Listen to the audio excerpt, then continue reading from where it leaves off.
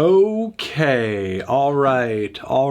Hi everyone, breathe an easy Tano here, the internet's busiest music nerd, and it's time for a review of the new BTS album Map of the Soul 7. This is the latest full-length LP from K-pop sensations BTS, Map of the Soul 7. We did not get a record from the group in 2019, but they did hold us over with the Map of the Soul Persona EP this past spring, most of which has carried over into the first leg of Map of the Soul 7, including the group's incredibly popular crossover with Halsey, Boy With Love. But despite the first portion of Soul 7 essentially being out, this record still has a lot of new material to offer. As the entire album is over 70 minutes long, that's a lot of BTS. Maybe it's too much BTS, as I can't really listen to this entire thing without feeling some sort of ear fatigue. And look, not that BTS's international blend of pop and rap and electro is bad. When it's delivered in a reasonable dose and attached to good songwriting, it's great. But Soul 7's not just overloaded, but also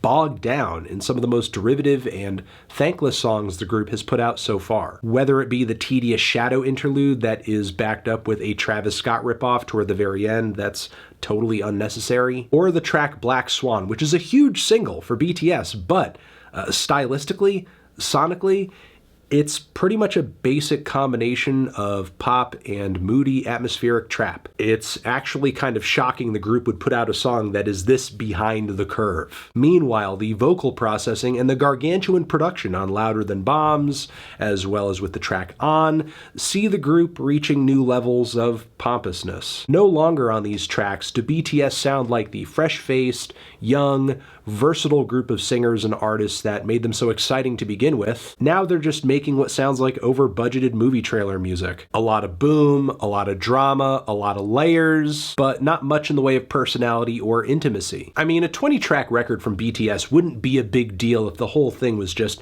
an amazing, fantastic display of the group's versatility and charm. But that's really hard to gauge when you're talking about tracks like My Time, one of the record's many tracks that are very bright, very squeaky clean, very airbrushed, touched up. While the song isn't awful, it's completely devoid of any textures that sound the least bit interesting or organic. I feel like I'm just stuffing my face with Kraft singles or really sugary candy for over an hour straight. And look, that's not to say the record is completely devoid of highlights. It's not. The tracks that stood out as being great from the Map of the Soul Persona EP still sound good here. We also have the track Filter, which is an acoustic fusion of reggaeton and pop fronted by Jimin. The vocals on this one are super light and slick as hell. Meanwhile, the lyrics read like a cute commentary on vanity and love, obviously through the scope of cell phones and camera filters. Will change your world.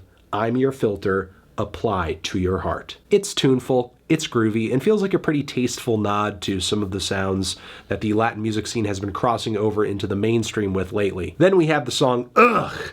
Banger alert, banger alert, banger alert. This track is pretty much Suga and J-Hope and Rap Monster just dropping high energy flows for 3 minutes straight. The beat here is super quirky and hits hard with some massive bass and sour synth leads. Sure, some of the wild Travis Scott inspired auto-tune breaks aren't entirely necessary, but I guess they do add some fun to the song. Ultimately, I just wish there were more moments on the record like this. And while this track is pretty visceral, that doesn't mean it goes without a message, as many of the lyrics on this one seem to deal in anger as a concept, as an agent of change, as a part of the human experience. Immediately after, we have the song Oclock, which in my opinion has some of the best singing on the record, has one of the best crafted hooks on the record. The airy vocal harmonies on this track make me feel like I am living in an idyllic cloud society where I just float on a nimbus wherever I want to go. But me and everyone who lives in this cloud society are still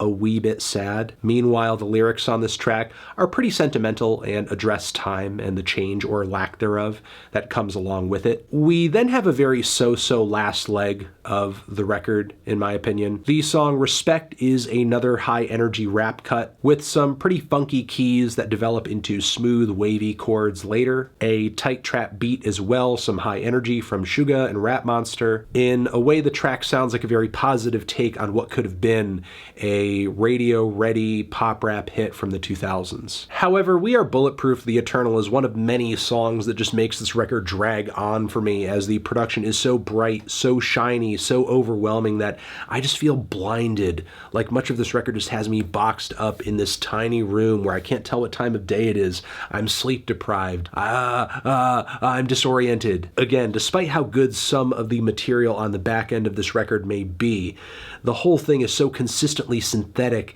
and bright, and just the mids on it are so high that again, the ear fatigue, which is why the busy and multifaceted and somewhat zany outro Ego is a little hard to take in, because, I mean, the record really does kind of beat me down a little bit. So by the time we have these animated rap verses set to a beat that feels like a very strange fusion of hip-hop and a throwback dance pop hit, I'm pretty burnt out, I'm gonna be honest, and I'm the kind of person that doesn't even mind a 2-hour album if it's sequenced well. So Map of the Soul 7, personally, I just found to be a bloated slog of a record. I don't even really see what adding persona to the front end of this thing really brought to the project, but truly and honestly, that's just where some of the record's most major issues begin, as a good chunk of songs on this thing actually ended up being forgettable,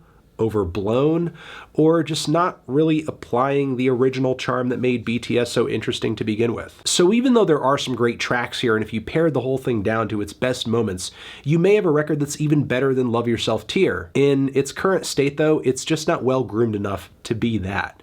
I'm feeling a strong 4 to a light 5 on this one. Transition, have you given this album a listen? Did you love it? Did you hate it? What would you rate it? You're the best, you're the best. What should I review next? Hit the like if you like. Please subscribe and please don't cry. Hit the bell as well. Over here next to my head is another video that you can check out. Hit that up, or the link to subscribe to the channel. Anthony Fantano, BTS, forever.